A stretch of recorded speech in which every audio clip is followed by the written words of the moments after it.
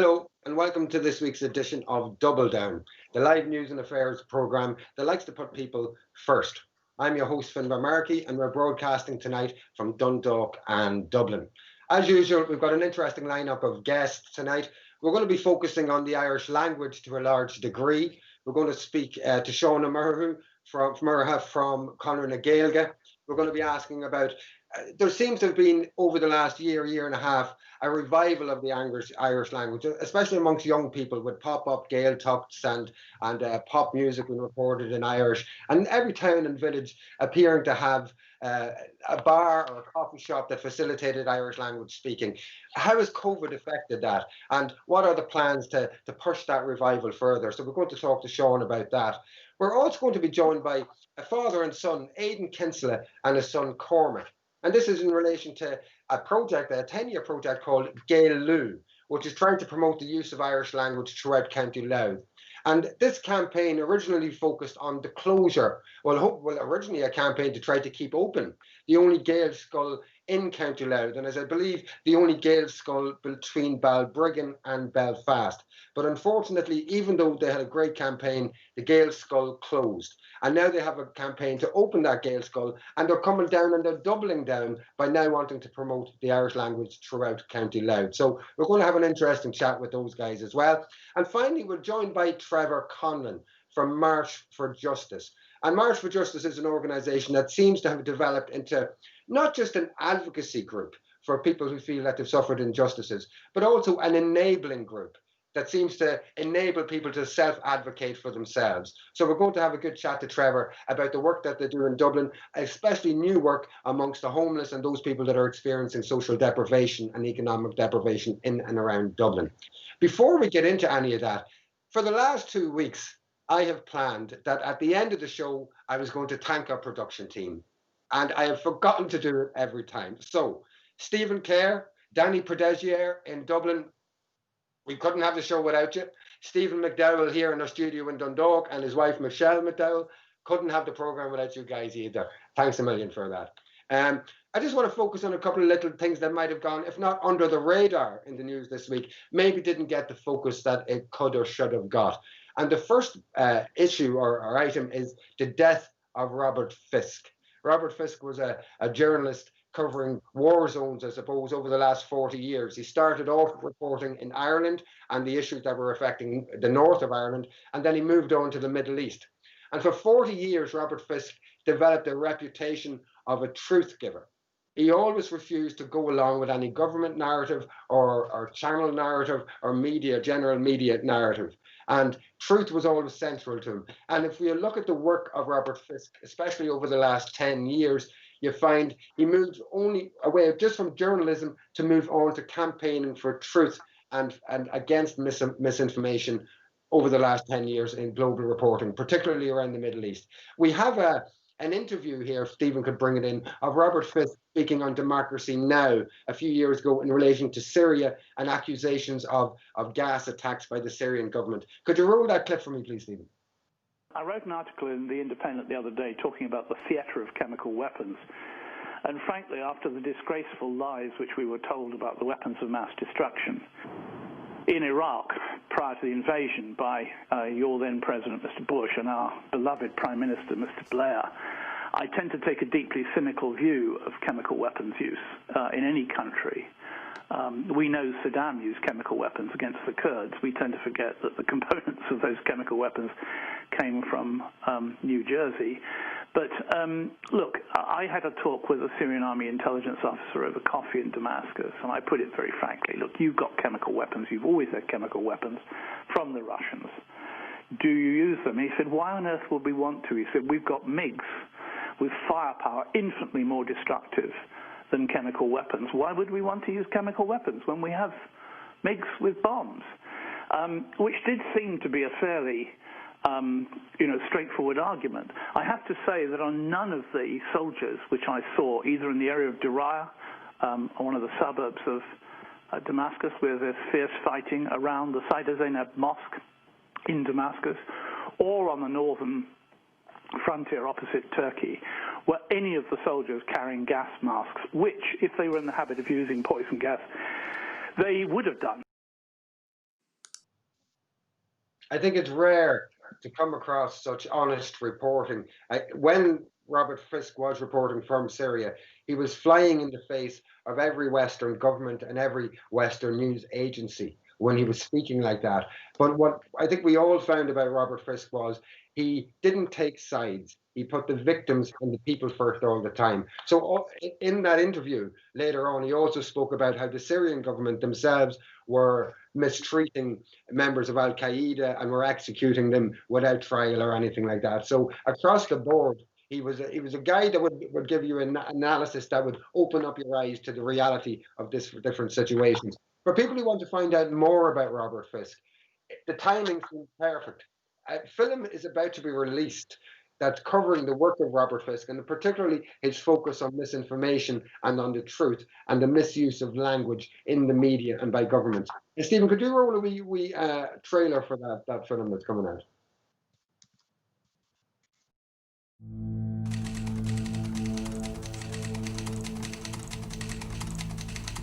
Robert Fisk, who is the Middle East correspondent for the independent newspaper. He holds more British and international journalism awards than any other foreign correspondent. If you watch wars, and out here you do, history, unfortunately, in the Middle East is about largely wars. The making of history, the construction of politics is done through violence. Back over here, I think. Round this way, so we're going to wait out. The old ideas of journalism, that you've got to be neutral and take nobody's side, is rubbish. As a journalist, you've got to be neutral and unbiased on the side of those who suffer. Good gracious. What's happening, Suleiman? Come on, we're getting out.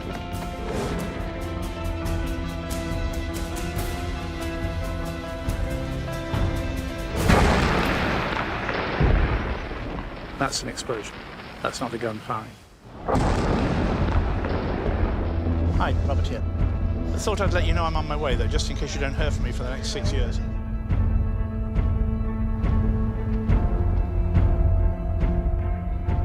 I'm a journalist, and my job is to tell the truth.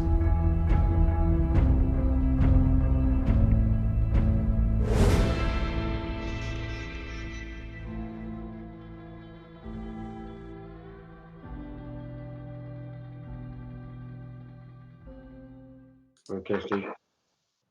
Robert, I think a journalist will be very sadly missed over the next few years, especially as the Mideast seems to be moving into more turmoil.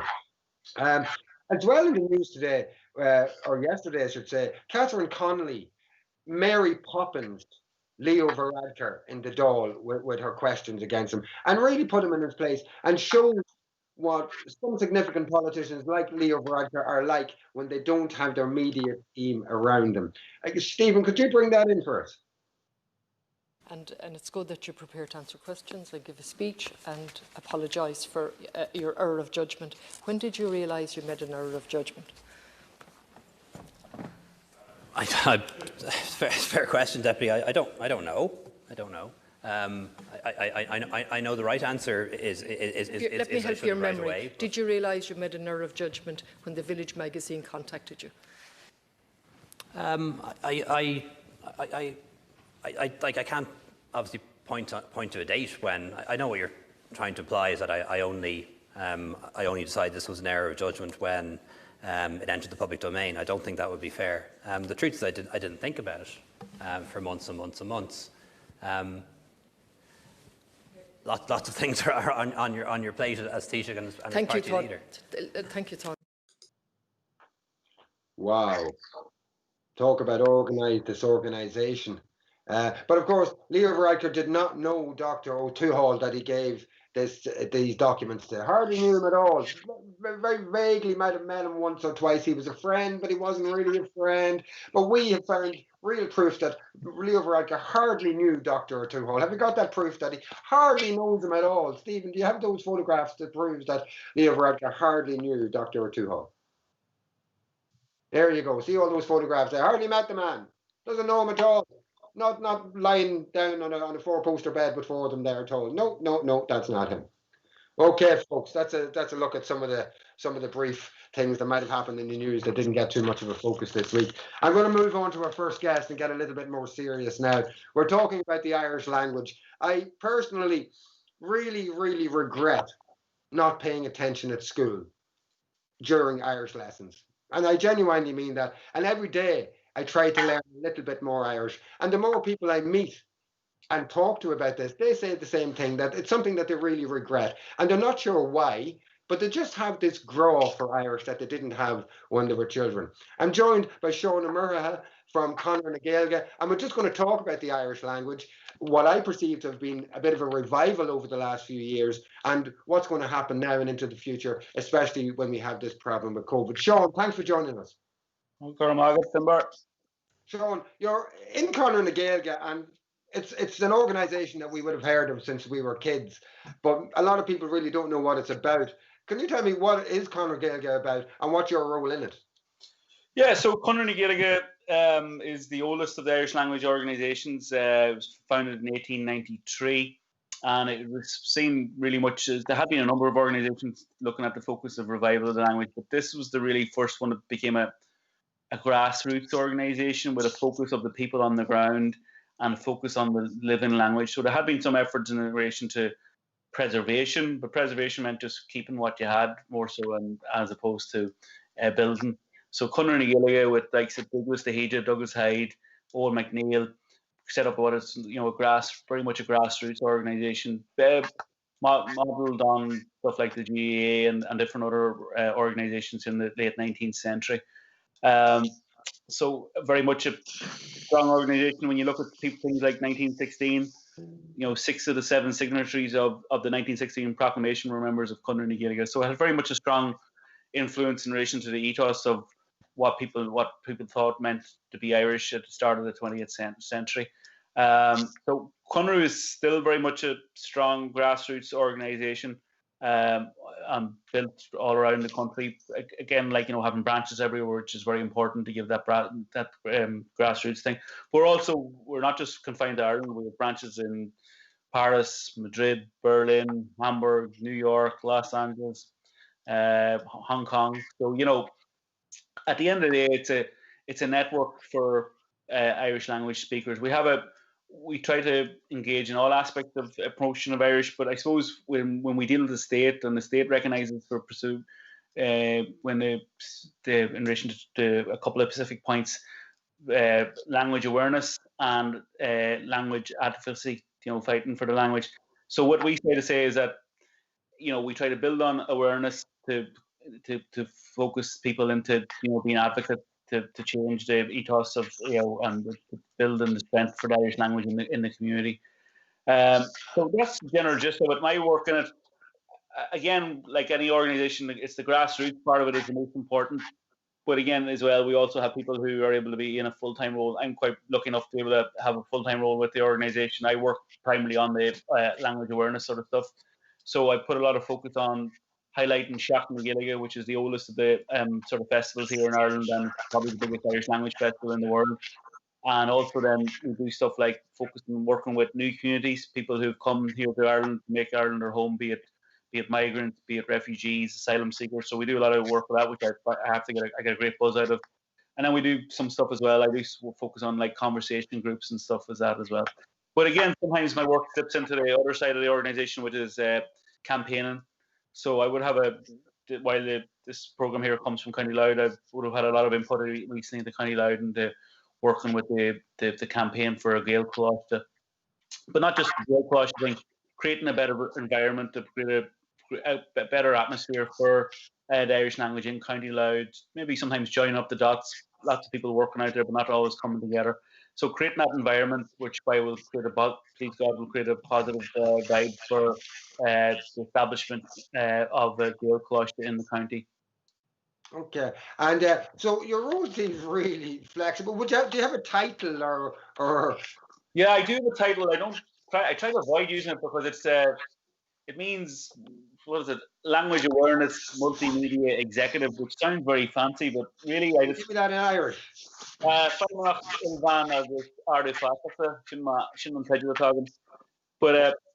actually, to be honest with you, I avoid that title as much as I can. I just say I'm an organizer, a development officer with Conradh na Gaeilge. Executive doesn't fit well with me.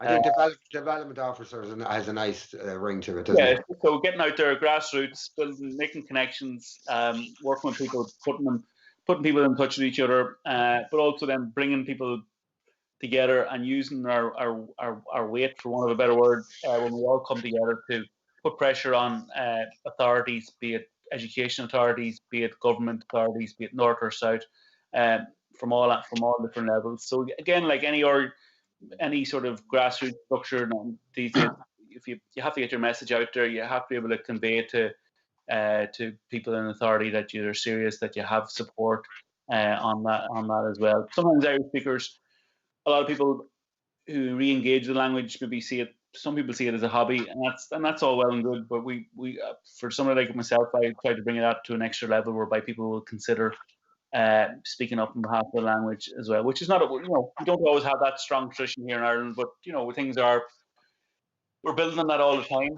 in different aspects of society. So something applies with our engagement with the Irish language community. What is the attitude to the Irish language?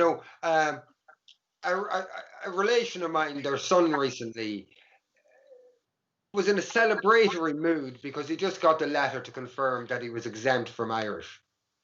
And I was a little bit disappointed because I take this lad out walking the dog and that, and I have my dog trained in Irish.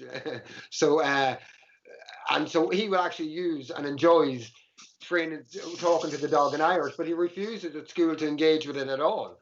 What's going on there? Do you think in your years of?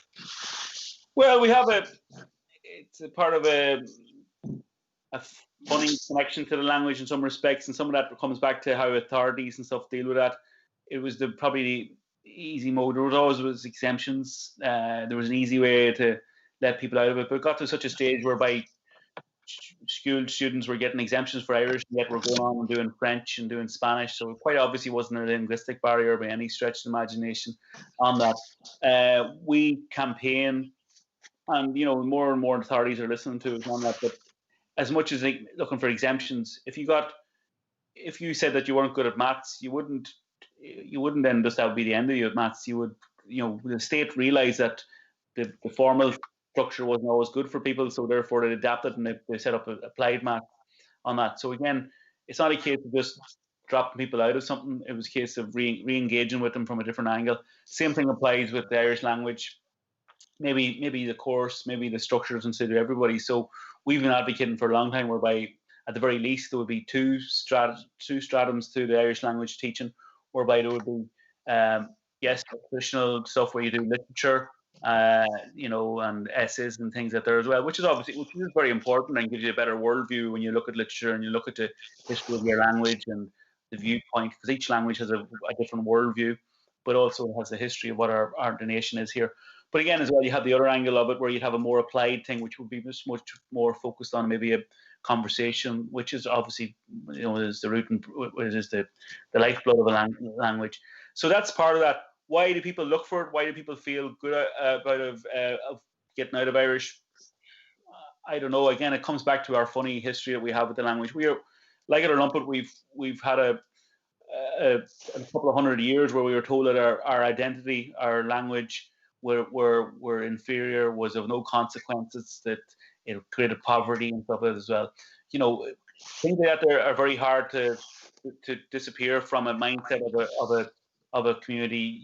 People might just think that it's just because people don't like Irish and don't like Peg, and Peg was all about poverty and stuff like that. It's a deeper mindset that is passed through generations, and it takes a lot of work to get rid of that, and it takes a lot of to change that as well. So sometimes we see ourselves as a very modern nation, but there's other times that we have a very funny sort of way of looking at ourselves, and it is just quite funny, because sometimes I find it's when people, and I do a lot of work with new communities, and it's brilliant, and they love the language, and they take to the language because, number one, most communities are bilingual anyhow throughout the world, outside of the English-speaking countries, and number two, they don't have the hang-ups that we have in relation to the language. That so constantly you go into school, you're told Irish is no good, or pain in the neck and all that sort of stuff as well. So But again, at the same time, when you see them new communities and we utilise, you see young people using the language. Now, for example, in Dundalk, we have a local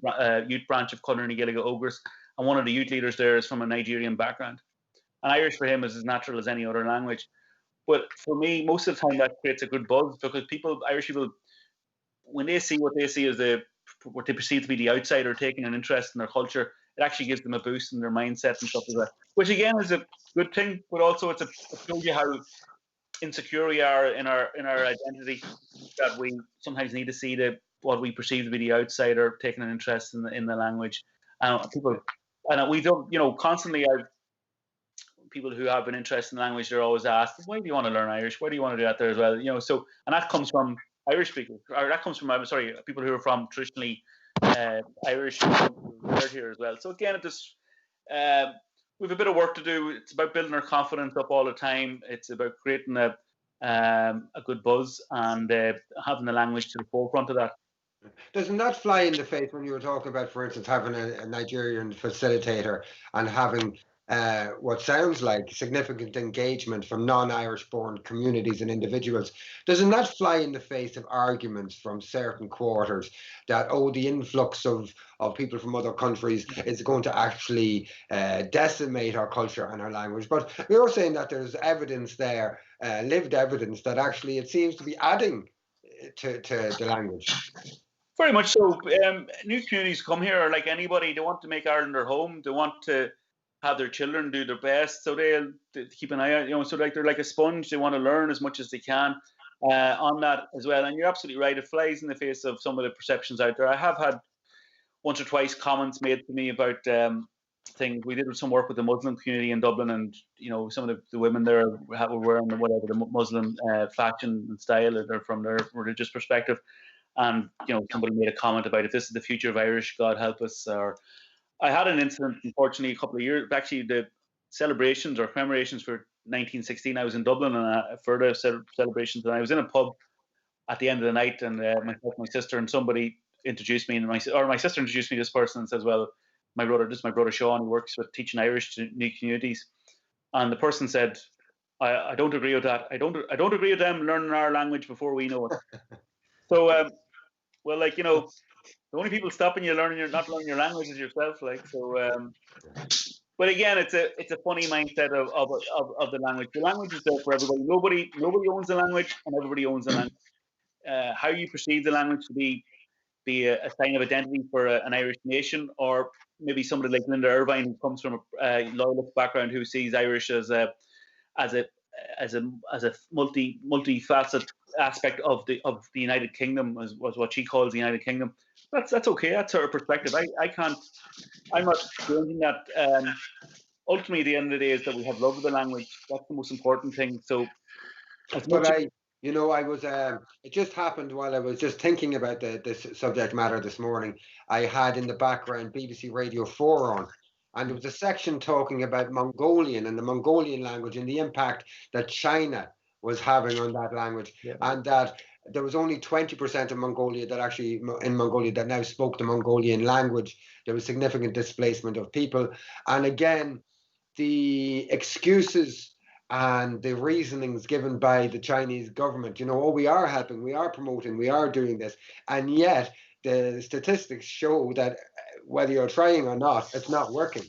That soon the Mongolian language will be a dead language. It will be a mantelpiece language. It will be something to put up just to show every so often. And so, when we look at it with China, Mongolian context, we see this almost politicized argumentation in it. But when it's happening here in our own country, where we're maybe letting it die ourselves, it seems to be just put down to personality traits and things like that. When, as you said earlier, there's a long history that we may not understand in ourselves that influences our attitude towards it. Sean, if I asked you to identify any particular qualities that the Irish language would have that might enthuse people to look towards trying to get involved in speaking the Irish, what qualities would you say distinguishes it from using English, even in its usage itself? Is there any positives or benefits that are better than using English? It's a very how do you say that? It's not. there's no right and wrong answer to this. Every language is different. Every language has its own perspective. Every language brings a worldview, regardless of it. To say that one language is better than another, I would never say that by any stretch of the imagination. English is a lovely language, and the way we've adapted it here is great credit to us. We've enhanced the language through the Irish language. Irish language, as I said, has its own perspective, its own worldview. It connects us back to thousands of years of history here that you can't get it only through that language. Again, some of the small things I do when I'm dealing with people who don't have that much understanding of the language.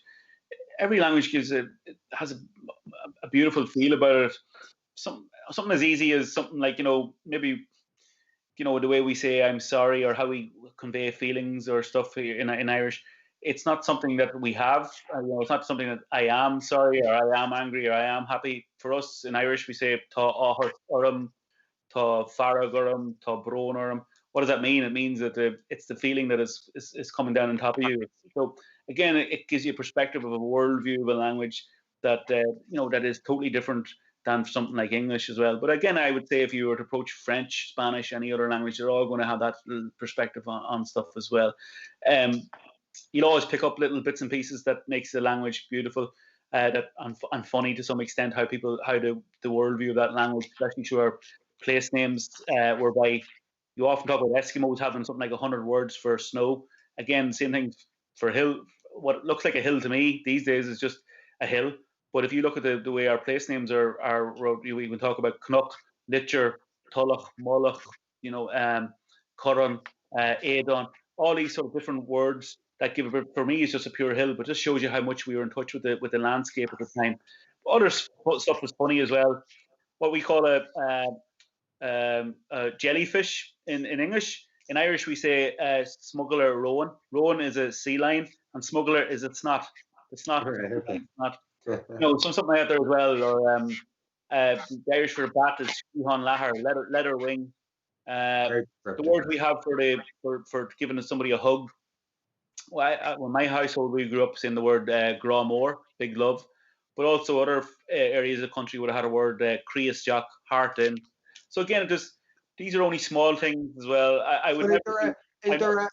At times, is there a joyous vulgarity at times in the Irish language? I remember reading once that there was a book written by an Irishman from the West of Ireland who went over to the United States, and it was about death, and it was something on relic. It was when people were buried in the West of Ireland, that they were put under the ground, and there was this cave system under there where everybody walked around after they died and met each other. And when somebody died, everybody would call around to their grave underneath to find out all the news and the gossip, and also to get the revenge.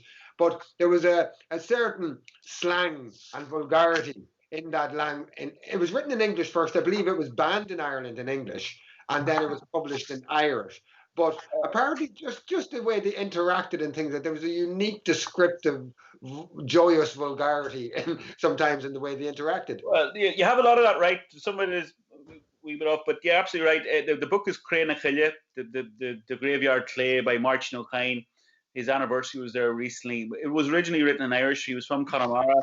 He didn't have any academic sort of training, but he ended up being impressive Irish and Trinity. He was recognised with that. But yeah, absolutely, there was a very lively bit of language in the writing of it. It's been recently recognised. The United Nations have recognised it as a work of literature of world importance. So it has been translated into a number of languages, and it's recently had its English translation as well. So it was originally in Irish and stuff as well. But there was books like that as well, vulgarity. You can go back to the 18th century, early 19th century Cuairteann Van Ihe, the Midnight Court, which is about it's a sort of a satire on women's position and the way that on women's perception of men, and some of that is quite lively, like not to everybody's taste, to say the least. But yeah, when that appears again, and I was just mentioning place names, you might have there's a place name over in Connemara called Margala and Giles. And English, when they put it on the when the photographers came here, they translated it as the devil's mother. Now Margala doesn't mean mother. It means, let's put it like this: part of the male anatomy between the legs. So that's all. I've got it after 9 o'clock, Sean. Yeah, part of that. Sean, we're getting tight in time, but there's a couple of important questions I do want to get through with you. They look like there was a Gaelic revival to me. You can comment and contradict me on that if you want, prior to COVID. How has COVID affected things? People can't meet up anymore and do the things they used to do. Yeah, absolutely right, and it's been hard, but like for every other aspect of society, we're taking on the challenge. Tamajik Tapu and Desh. Again, most people are engaging with some sort of sources on the internet, be it Zoom, be it Skype, whatever. So part of my work is facilitating a lot of the conversation groups that are out there to engage with this sort of whatever social media or whatever structure on the internet suits them best. And that's working quite well now, and it's actually working really well. So people are getting very much used to using that as well. Look, it's never the same as being in the company of anybody, but we have about 100 conversation groups both here in Ireland and abroad that are communicating. We also did a project there recently where we did a sort of over a number of days, a sort of non-stop Irish language conversation with different groups taken on board. And it was brilliant to see how much other years I would do it. There would be a lot of technical issues with it. This year it worked really well because people are getting used to it. Again, and we just hope this is just a transient thing, that this is just a temporary thing, like the whole COVID thing. Please God, we get people meeting out again there, because there's, people need to meet. A lot of stuff is being cancelled.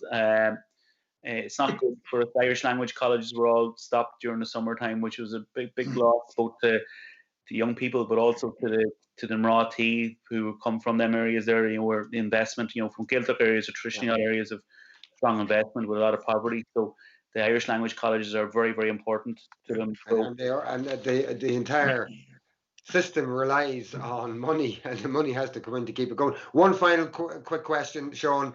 If a fella or a lassie walk into your office and say, listen, I don't have a word of Irish, but I'm really kicking myself for not learning it at school, where do I start? What would you advise them? Yeah, I don't know. Sometimes you're absolutely right. Where do you start? You can go any sort of direction as well. Duolingo, believe it or not, Irish is in the top 20 languages on Duolingo. So that gives you a sense of it. There's more speakers from outside the country than there is here. So, but yeah, Duolingo is an easy way to go with things as well. There's a number of courses. Conradh and Gaeilge do online courses as well.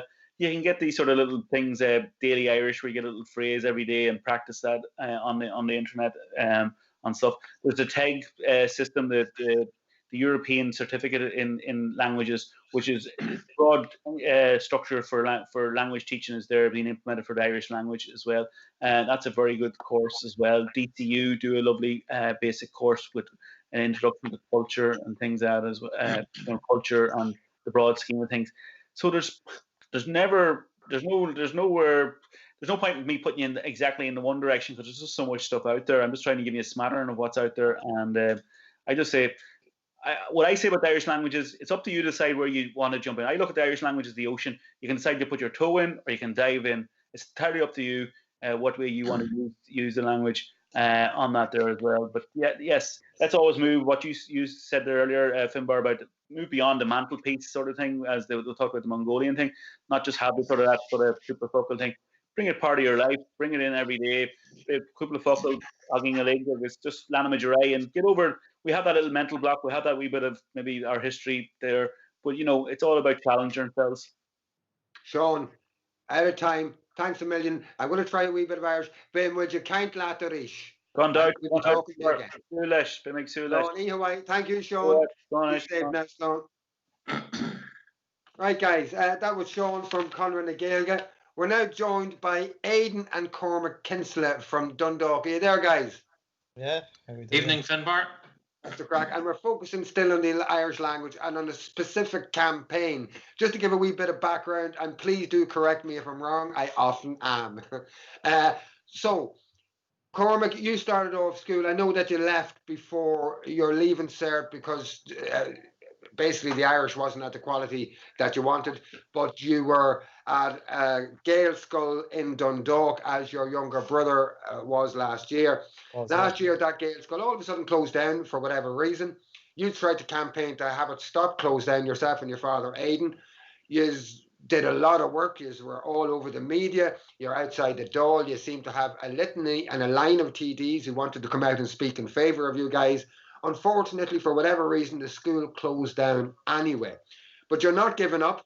What you've decided to do is reboot the campaign to actually try to get a new school altogether in County Louth, and also to promote better use of the Irish language throughout the county. Lads, who wants to go first? Do you want to tell me what the campaign is about?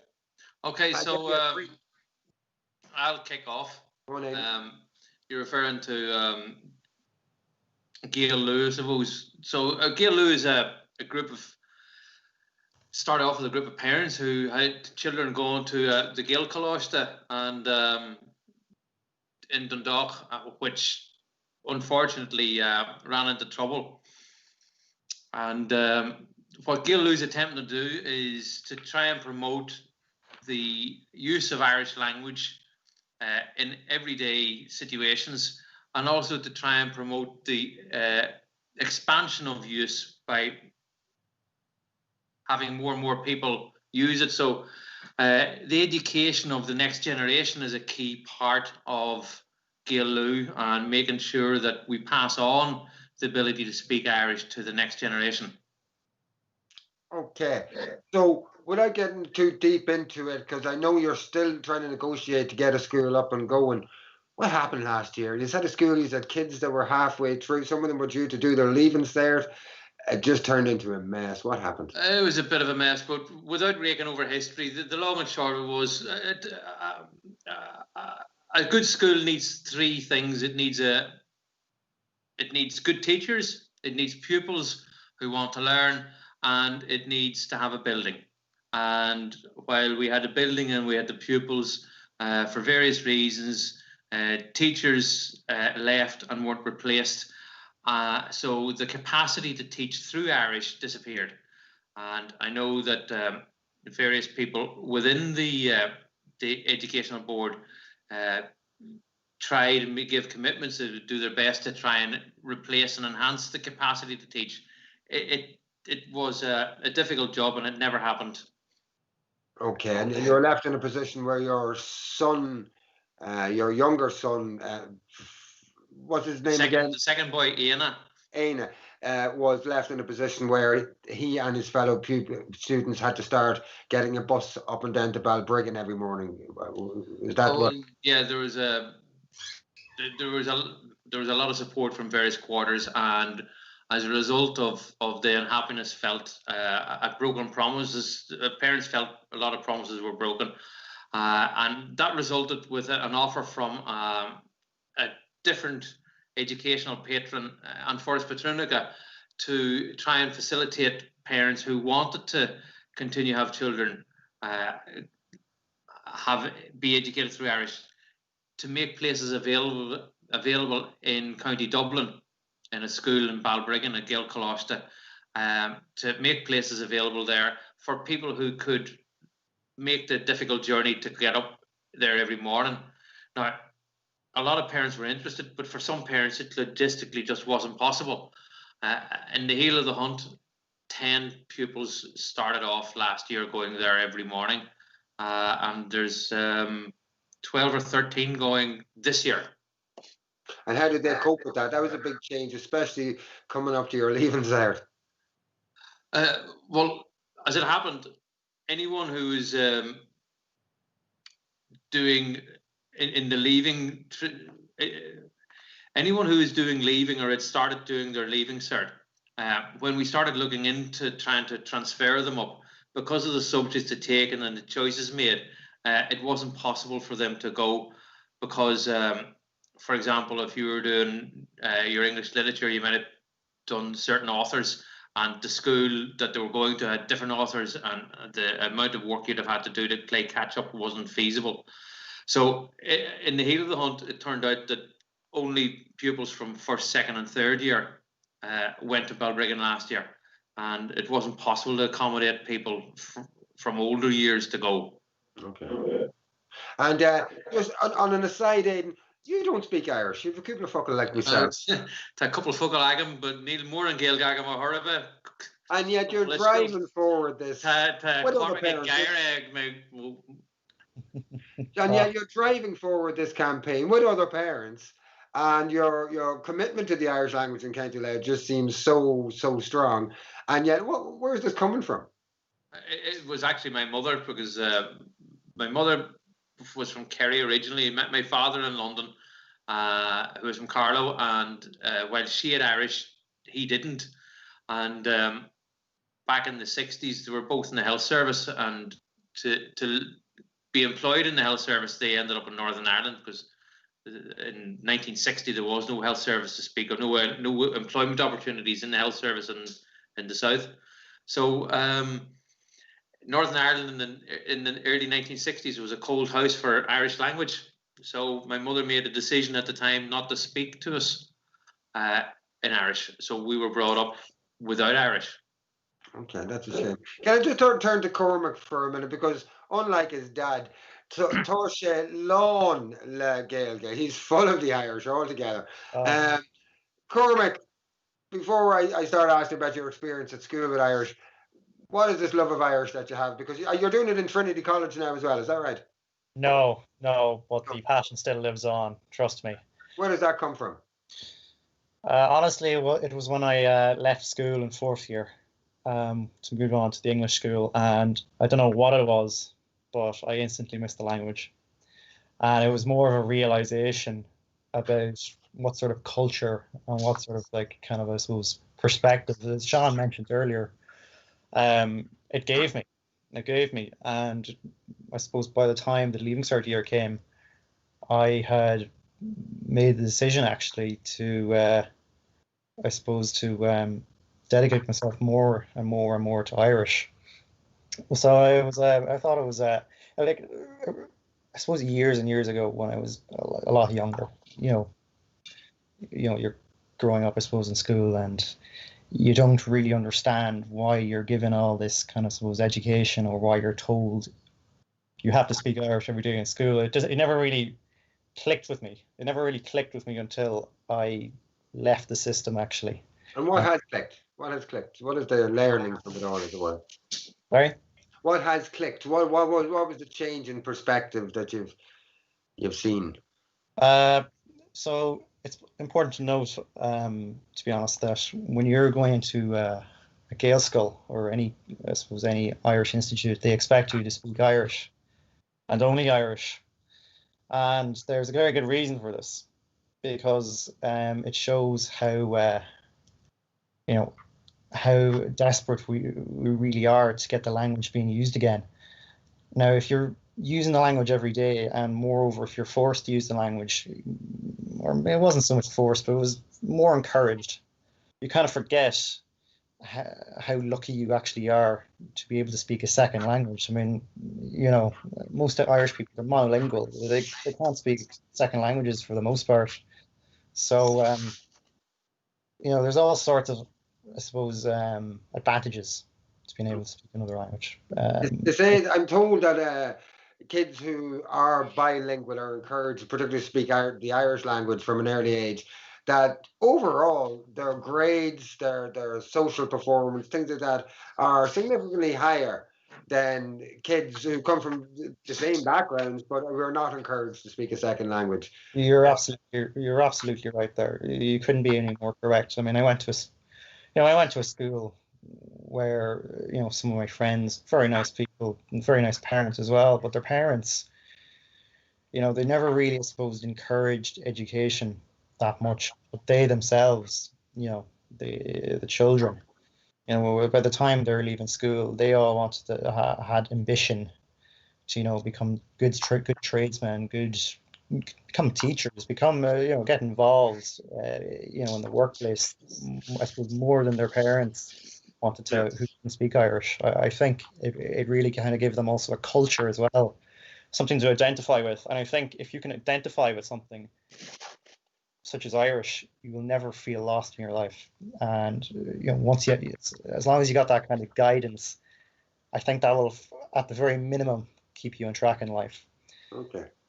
And tell me, when you're learning something like physics in Irish, I'm just trying to imagine now. I suppose Boyle's law and that would sound similar enough. But when you're trying to transfer that over, because I was just thinking about the Mongolian issue this morning, after that BBC programme. And I was just thinking to myself, okay, so somebody learns engineering in Mongolian and then has to go to Beijing, where everybody speaks Mandarin and nobody speaks Mongolian. How would that work? And now I know it wouldn't be the exact similar comparison here, but transferring the language from a subject into a work environment that maybe has English, how does that work? Does it work? Well, I suppose I suppose taking baby steps at the moment and explain to you how I actually transferred from going from an Irish school to an English school. Okay. Because do keep in mind that moving to an English school means, you know, every subject you're being taught, all the terminology, it obviously all changes. You have to relearn everything by the English terminology. But in my case, and this probably makes me a particular exception, what may surprise you is that even though I was taught subjects such as physics in English in my latter years of school, you can really see my devout passion for Irish led me to actually sitting my Leaving Certificate exams in Irish, despite learning all the materials in English. So. And what was the challenge now? That's what I'm trying to get to. Did you have to do extra work, or did it just come naturally to you? Or that's a good question. And you know, I suppose I would say I'm a bit of an exception here. I was so kind of blinded by Irish as well that even if there was extra work that I had to do in order to, I suppose, learn all my subjects through Irish, it wasn't going to be a problem for me. Okay. Now, granted, yeah, objectively speaking, there is more work involved in it. If your teacher's teaching everything in English, you have to have a system for yourself to, you know, learn things in Irish. And very few people can do what I, you know, did, because I was just very lucky that I actually had very, very good Irish to start with. When I left, I had to grow for it as well. Can I just ask, because I want to move back over to your dad for a wee second, but just beforehand, you were a part of the campaign. You saw all the TDs coming out of Dáil Éireann giving support, speaking in speeches in English and Irish. You saw all the media support for the campaign.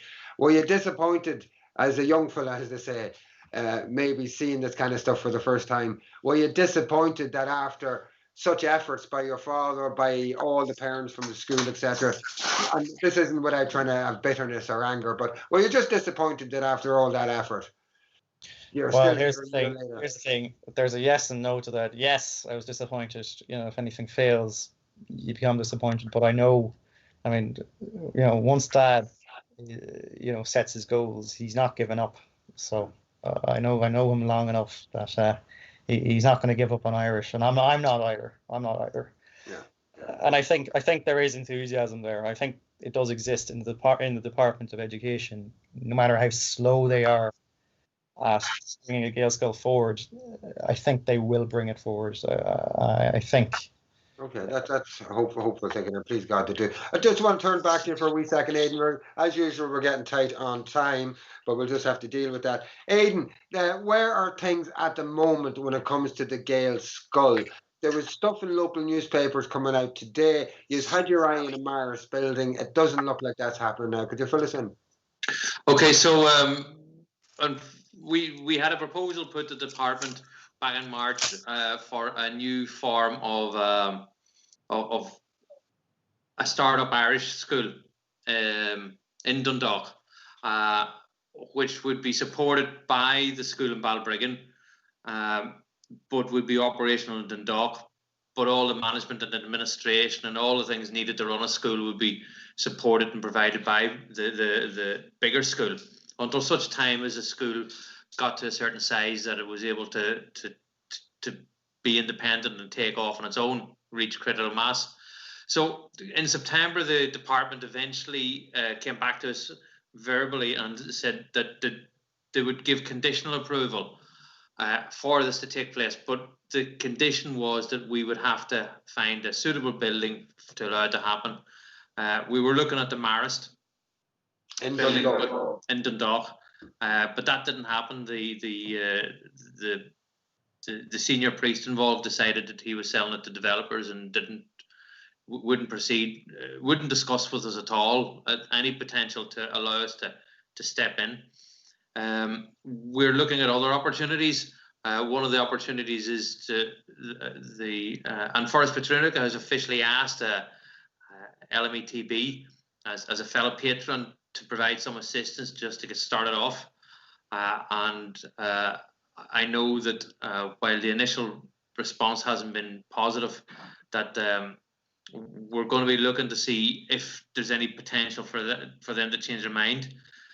We're also looking to see if the department will allow us to maybe start the school in a non-school building, say offices that are empty at the minute, just to get it off the ground, with the intention that within a year or two we would then have a more appropriate building on a longer term basis put in place, such as modular school buildings put on a designated site, which would then become a long term building for Gaeilge Colostra to grow and thrive and expand in Dundalk. Okay, and there's no, am I right? There's no Gaeilge Colostra now since the school closed last year in Dundalk, between Balbriggan right up the coast of Ireland to it's actually scandalous. So at primary level, Gael schools, there's 8% of the population outside the Gaeltacht go to a Gael school. In Louth, it's less than 2%. There's 2 Gael schools in the whole of Louth, one in Dundalk and one in Drogheda, each with a relatively small number of pupils. When you leave primary school, the Gael school, to go to a secondary school, a Gaeilge Colostra, 4% of all Irish pupils are able to attend a Gaeilge Colostra. In Louth, it's 0. There is no Irish medium education at the minute facility for anyone wanting to continue their education in Irish. That was my mistake. I should have said there's no Gaeilge Colostra. Yeah, so that's what we're campaigning on, to try and put in place the capacity to allow children to have the option to have education through Irish. So the last minister, Joe McHugh, had actually put down that he wanted to see both those current targets double. So almost 15% of children to be taught at Gael school in primary school, and 8 to 10% to be taught at secondary level. They're admirable targets. We would love to have it. We'd love to see it for Louth, but we're working against a department that's currently suffering from inertia and just struggling to make the moves that Cormac believes will ultimately come. So we do think it will happen, but it may just need a bit more of a push or two to get them to realise that this is important. I don't know how hard you can push without actually causing physical damage. But listen, Aidan, I'm really tight for time. Just a last quick question. If somebody wants to find more out in County Louth about Gael Lú, what can they do? They can contact us. Gael Lú is working with Conradh and Gaeilge on us. As you gather from Sean, he's very passionate about helping to promote it. So an email address, cnag.lou@cnag.ie. I can give you those details again if you want to post them up. Yeah, well, anybody watching this can just go back after the video anyway and get that again, and sure, we'll try to get it posted. So that's cnag.lou@cnag.ie. There's also a Facebook group as well. Okay, and just a Facebook group, which probably is for a lot of people might be easier. Guys, I'm going to have to go overtime as usual, but that's usually a good sign. I mean, Cainch leat a rís Cormac agus Aidan.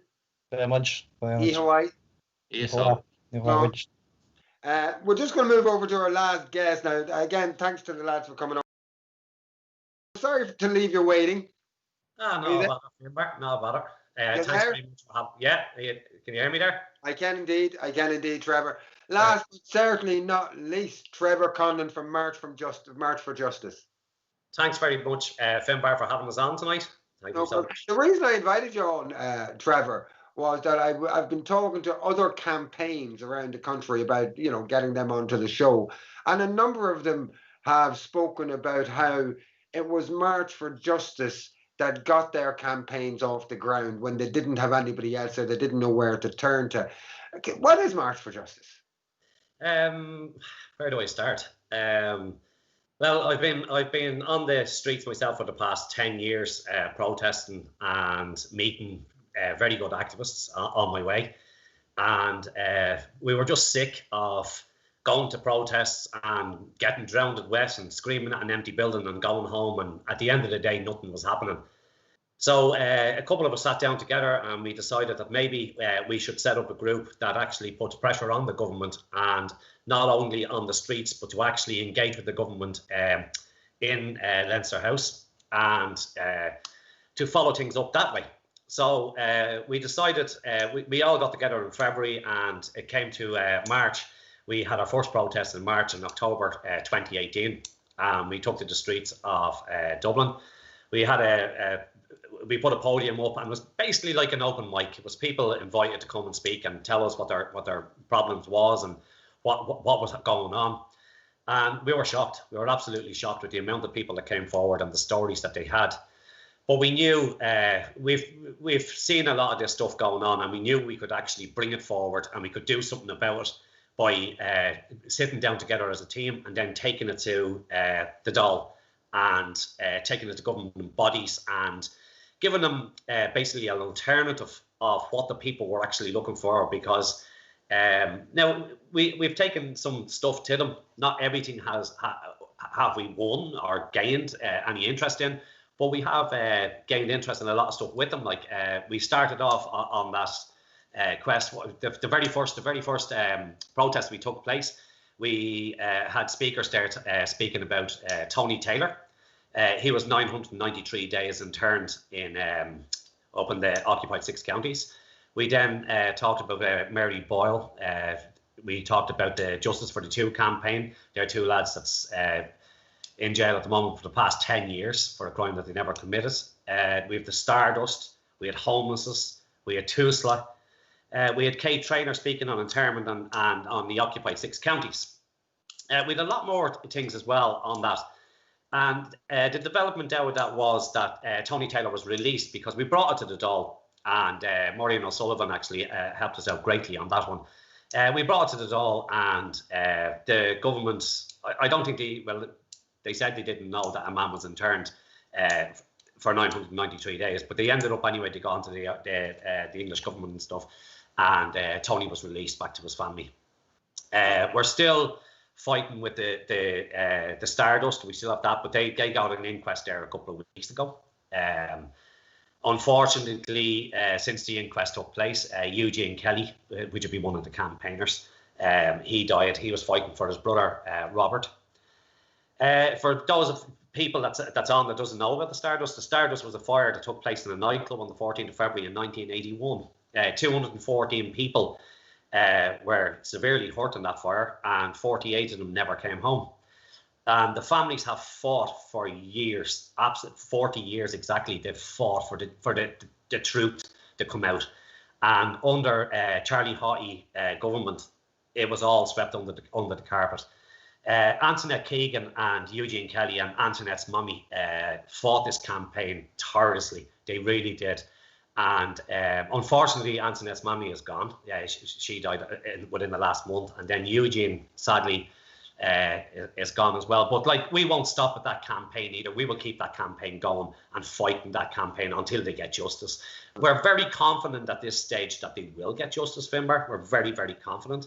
So out of the 5 things that we've called out there, 2 things out of the 5 we've actually got progress on. So that's not bad. That's not bad. You know, we're dealing with a lot. Sorry, Finbar, go ahead. I was talking to you when we were doing research for the programme the other day, and I asked you to define what March for Justice is. And we tried to work it out together, and I think we agreed on that day that it was probably best described as an advocacy group. But then we just lost our background there a wee bit. Can you work on that? But then after that, I just reflected on the next day, and I thought to myself that it's more than an advocacy group, because it's not a case that you speak for people.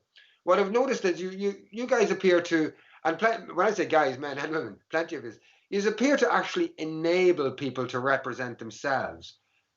For instance, with the Jackie Fox campaign with Coco's Law, Jackie came to you guys. You enabled her to be able to organise a demonstration herself with your help, where they organised for other mothers who went through the same thing to get on the stage. So to say that your advocacy, I think, would be incorrect. More, you're in a group that enables people. But one thing that I have noticed from talking to you and other members is that, who the hell are you? From the point, and I don't mean this in an insulting way, from the point of view of, you know, you have these statutory agencies, these government bodies, these large, big charities, etc. But what I'm learning about your work is that if you link in with somebody who has an injustice or a cause, it doesn't stop at 5 o'clock in the evening. That you don't put boundaries on the relationships and the things that you do for people. And I was really impressed with some of the stories, not just from you. I was talking to people who were talking about you, and they were saying that Trevor probably wouldn't tell you this himself, kind of a thing. Can you give me an insight into the troubles that people come to you with, and the levels of depth of help that your volunteers give people?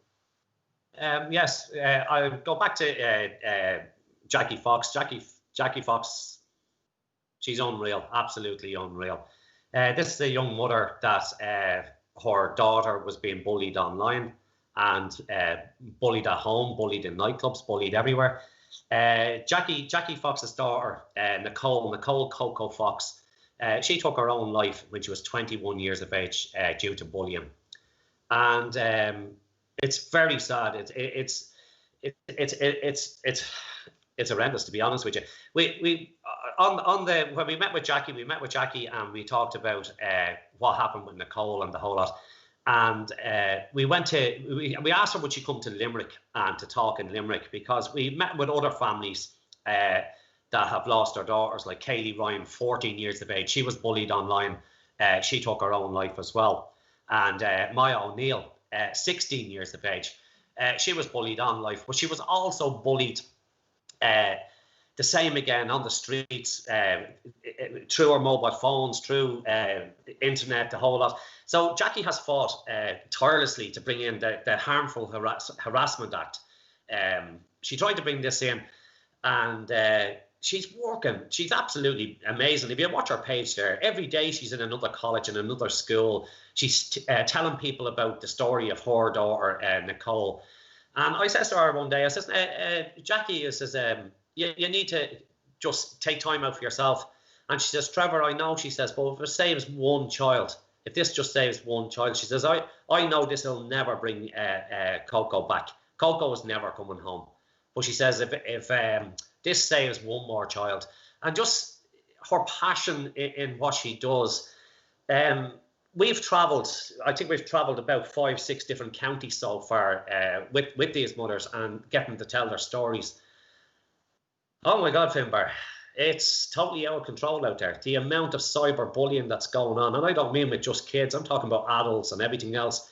We had one woman that came to us, her husband was after killing himself because he was being bullied in the workplace. And this would be a government building like that he would have worked. And he actually took his own life because he couldn't take it anymore.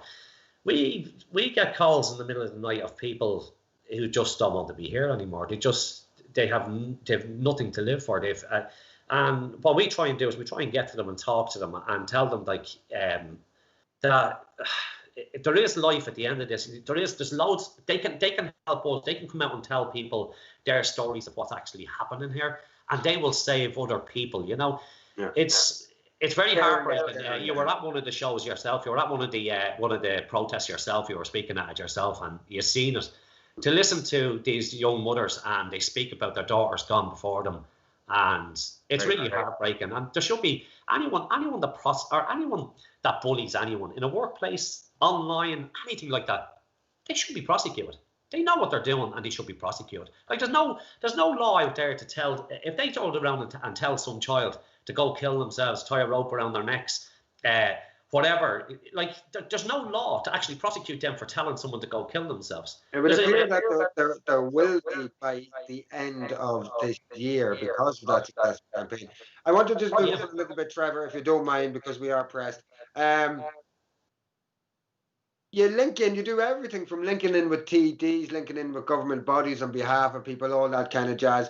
Recently, you have seen the demand to provide foods, clothing, sleeping bags, the likes of that, to people who are not just homeless around Dublin, but people who may be suffering from economic and social deprivation because of the times that are in it, and the high rents, high mortgages, all that kind of jazz. What's happening there? Because, you know, some cynical people would say there's no need for this. There's plenty of charities, there's plenty of government agencies and well-funded, well-paid charities. Why are you guys and gals going out there starting to provide this now? What would you respond to somebody who criticised like that? Well, the government themselves said that there's no, there shouldn't be soup runs, there shouldn't be soup tables. We're feeding an average of between 200 to 300 at our soup table on a Saturday from Law Fáilte. Now, I've moved on from that now. Them lads have their table sorted out now. So as March for Justice, what we do now is we're going around collecting a lot of different products. And what we do is we drop them to as many tables as need them. Tonight, before I came on the show, I dropped 4 trays of food to 4 different outreaches. And each one of them outreaches, there was definitely more than 80 people at each outreach. And for the government to say that they exactly needed, they're needed. Like Anthony O'Hara gave me 200 sleeping bags there 3 weeks ago. I have no sleeping bags left. Them sleeping bags are all gone out. But you know, when I started this, when I was asked to come in and give a handout at Law Fáilte, I said, yeah, okay, no problem. When I went in there, I was expecting people full of drink and drugs to be coming over to the table and asking for food and all. That's the truth. I didn't know any different, okay? So I got to the table. Boy, Jesus, I tell you, I was shocked when I seen what actually was coming to that table. There was families, kids. And I mean kids coming to the table and their arms are drooped down by their side and they're standing like that. And they're just white. They're the fear of what's actually happening. And mental health is going to be a serious issue in this country. It really is. So there is genuine demand there on the street. Do you think people are preferring to go, because when you use the word the soup run, there's a lot more than a soup available, I presume. There's everything from sleeping bags, clothes, to fooding, to everything. The demand is there. Do you think that some people prefer to go to something like a soup run than to access an agency in which there may be a lot more rules or restrictions or things like that? For instance, I know that prior to COVID restrictions, a lot of mothers would take their children, mothers and parents who were in B&Bs, who were homeless, during the day, because they'd have to leave at 9 o'clock in the morning. They'd spend the day in a restaurant or in a pub buying a mineral so the child could watch some television. I've seen it myself. That's all stopped since these COVID restrictions now. And yet you have this demand there. It just seems that are people are choosing not to use services, or what's happening? No, people do use the services. Of course they do. They use the services, but the services then close and then they come out then to us. But they're not just coming for food. A lot of the people that come to our table or to Law Fáilte table or to any of the tables, the people will tell you, a lot of the people that come to the tables, a lot of them, they don't even want food. They don't want the food. They want to talk to you. They want to do. They've no one to talk to from one part of the day to the next part of the day. As I said, a lot of these people, I thought they were like had drinks or drug problems or something like that. These are normal people that can't afford rents. They can't afford rent, so they're sleeping on the streets. Rent is so high they cannot afford it. I was talking to one particular family. There's a man, woman, and 3 children, and they were sleeping on the streets. And we gave them sleeping bags and stuff. And I said, "Where are you sleeping?" And we got somewhere to sleep tonight. And he said, "We're sleeping at Penny's, and we put 2 bins around the door, and we put sellotape around it. So if anyone tries to get in, they'll knock over the bins, and we can protect the kids." And this is true reality. I had a very big businessman there. He was giving us a load of sleeping bags and all that. He heard the stories, and he was shocked. But this is where it's getting really strange, right? This man had a lovely house. He had a BMW. He thought this guy is well spoken, and he talked to us and he said, I had a BMW. She had the people carrier, the whole lot, the house, everything was going grand. He lost his job. He tried to deal with the banks. The banks wouldn't deal. In 5, 6, 7 months, a year down the road, all of a sudden the bank foreclosed on him, took his cars, took his house. He was put on the street, and he's living on the street now. And this is what's happening. We have one of the guys with us, Paul O'Scanlan, you know him yourself. He deals a lot with these evictions and all what's happening. And what the president's at the signing in, is absolutely crazy, because the amount of evictions that's going to take place now, and that's going to make our jobs even harder, because we're going to have all them homeless as well coming on the streets. And it's so wrong. The banks got bailed out by this government, by us, and they should actually start listening to what we have to say, because they're not dealing, like myself, like during COVID, they wouldn't even talk to me about my mortgage, nothing at all. I had to pay my mortgage, end the story. So the banks need to start listening to the people, because the people can't be put out of their houses. They just can't be. What are they going to do? Be put out of their houses and be put on the street? Like, it's absolutely crazy, the amount of houses that's empty and the amount of people that's living on the street. If you actually work it out, there's 8,723 people homeless at the moment. 3,214 of them are children. And there's 9,500 empty houses.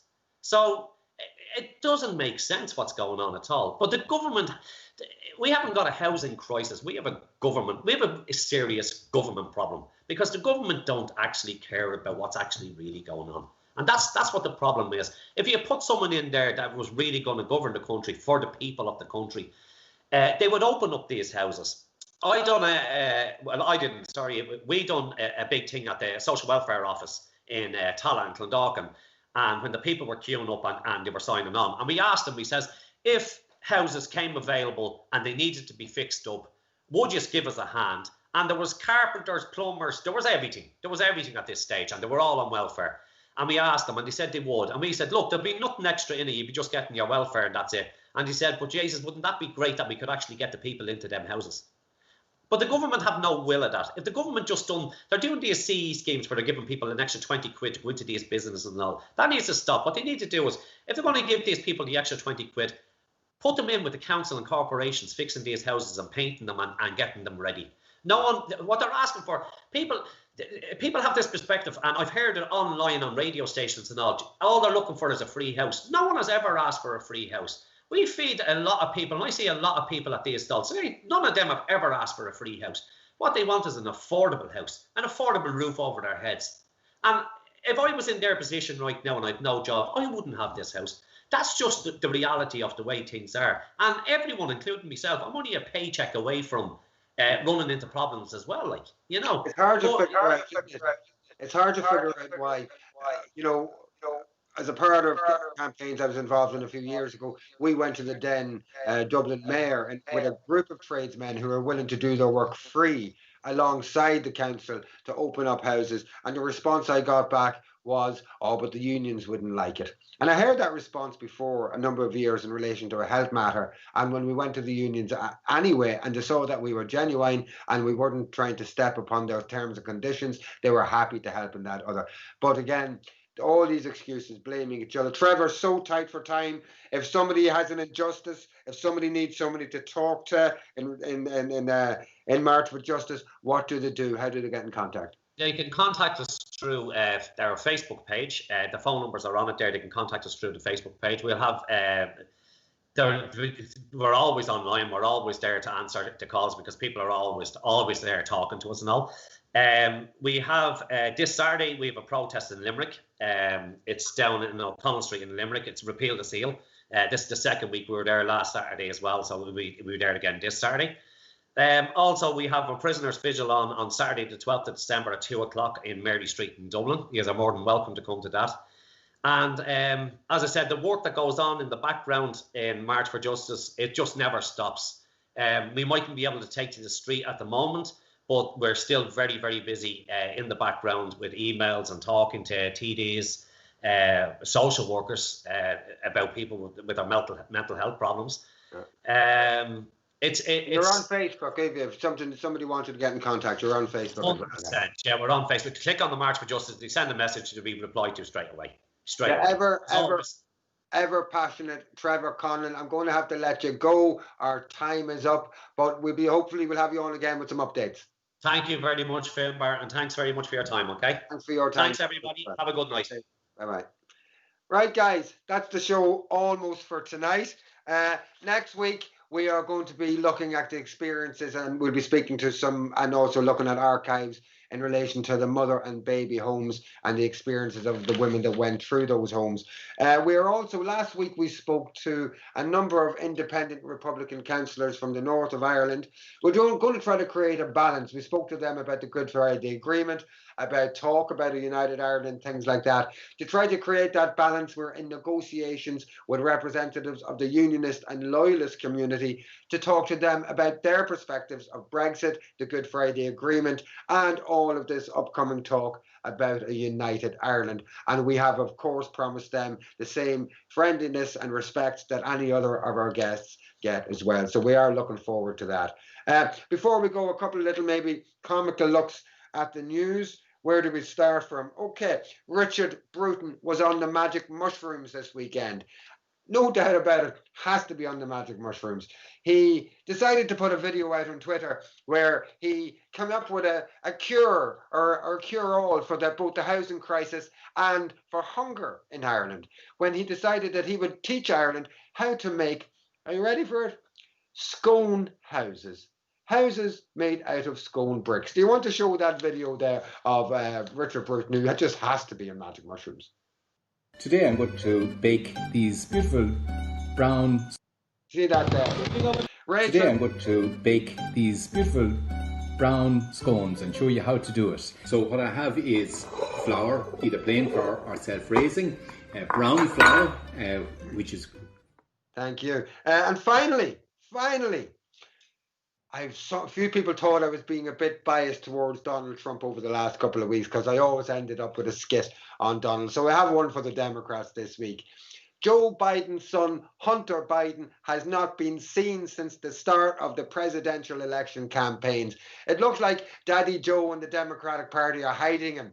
Might be something to do with these allegations of taking lots of big lumps of Lula money, and also allegations of cocaine and amphetamine abuse and addiction. Well, we have exclusive footage from Hunter Biden last night at a New York county centre where he is working, and it's quite clear that he's not taking cocaine and he's not on amphetamines. Do you want to run that of Hunter Biden counting votes last night in New York? Have you got that clip there, Stephen?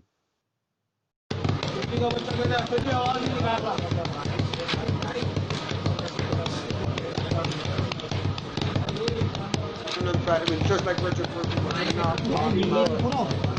Join us next week, Thursday, 10 o'clock. We'll have a great lineup again. Looking forward to seeing you. Stay safe over the week. Night night. Ihawai.